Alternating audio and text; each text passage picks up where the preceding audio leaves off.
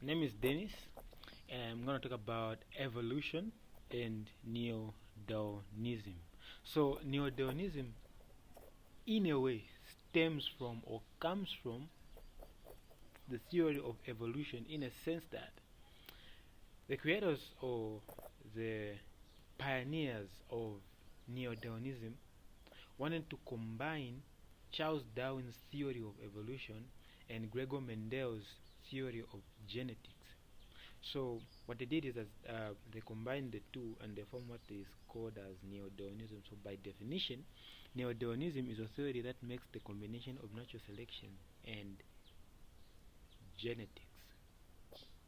So it is used to describe any integration of Darwin's theory of evolution and Charles Mendel's natural selection with the theory of the theory of genetics. So now Darwin wrote a book, a very important book in evolution and in science. So actually Darwin is called the father of evolution. So he wrote a book called The Origin of Species. The Origin of Species summarized the evidence in favor of the idea that all organisms have descended from a common ancestor. Now this notion became a strong case to support evolution. Evolution is a process that results in the heritable changes in the population spread over many generations. So now, how did Neo-Darwinism come about? During the first part of the century, incorporation of genetics and population biology into studies of evolution, this now led to Neo-Darwinism. The incorporation of genetics and population biology and the studies of evolution led to Neo-Darwinism.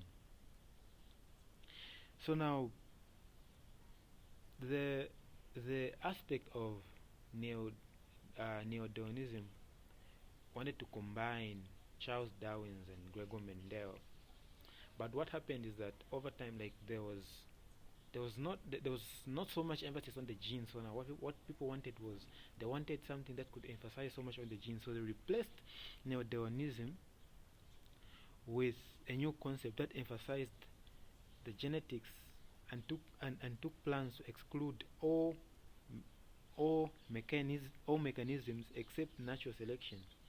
Now this new version was called modern synthesis. Modern synthesis replaced Neo-Darwinism. So what Neo-Darwinism does is that it kind of like changed or changes people's perception towards themselves over time. If you believe that you came from this one common ancestor, it kind of like changes your perception towards yourself. So now, there's one thing that both a Christian and a Neo-Darwinist can come into agreement with. That is the notion of the ID challenge. The ID challenge is the claim that design, meaning the outside intelligent invention, is required to account for the origins of living organisms, which means the intelligence of living organisms. There must be a creator behind that. So now the difference will come in for a Christian who would say, there must be a designer who is God, but a Neo-Darwinist will say, no, the design or the intelligence really comes in because of evolution, which now leads me to how a Christian should pursue science. They should pursue it with the notion of knowing that man is created in the image of God, and every organism is created by God, and man is created in the image of God to take dominion of those creations. So now, how should a Christian pursue science? They should pursue science as a tool to glorify God, or as a tool to fulfill the cultural mandate which said dominate the earth. These organisms that God created are meant to be taken care of by human beings. So human beings were created in the image of God.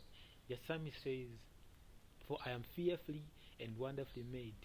Marvelous are your ways, and my soul knows well." So man is created in the image of God. So now how then should a Christian pursue science?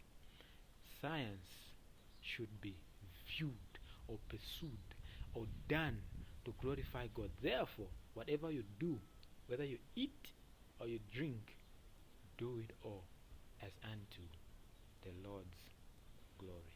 Thank you.